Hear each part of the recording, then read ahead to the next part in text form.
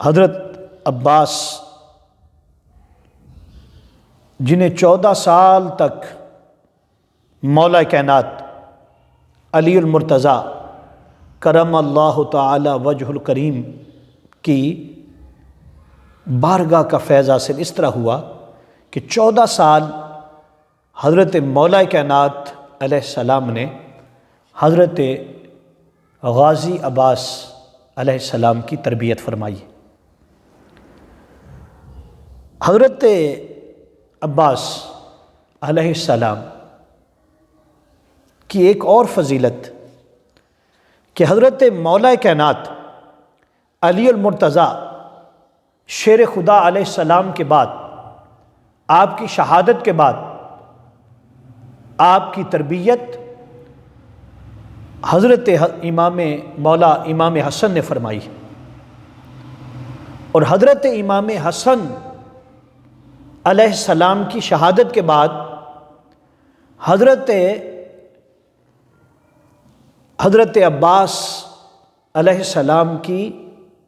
تربیت حضرت امام حسین علیہ السلام نے فرمائی ہے۔ اور پھر یہ تو ہر ایک کو معلوم ہے کہ آپ علیہ السلام کی شہادت بھی کربلا میں ہے، اور کربلا کے اندر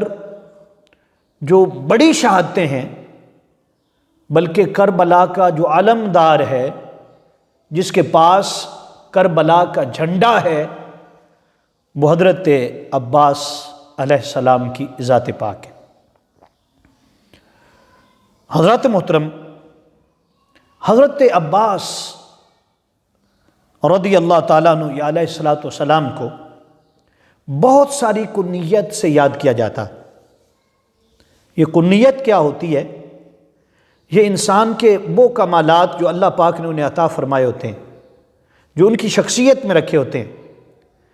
جو وصف اللہ پاک ان ہستیوں کو عطا فرماتا ہے، ان وصف سے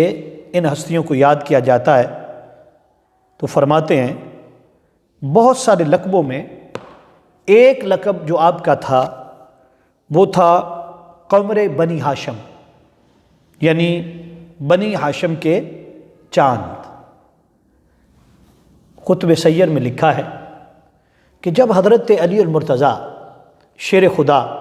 مدینہ پاک کے بازاروں میں چلتے تو فرماتے ہیں کہ جب آپ چلتے تو آپ کے ساتھ 2 شہزادے حضرت امام حسن اور حضرت امام حسین ایک طرف ہوتے، اور دوسری طرف حضرت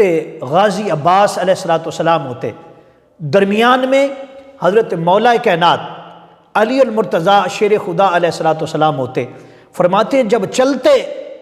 آپ کا گزر جو تھا وہ بازار سے ہوتا، جس کی نظر پڑتی وہ بول اٹھتا سبحان اللہ سبحان اللہ، یعنی اتنے حسین چہرے تھے۔ تو فرماتے ہیں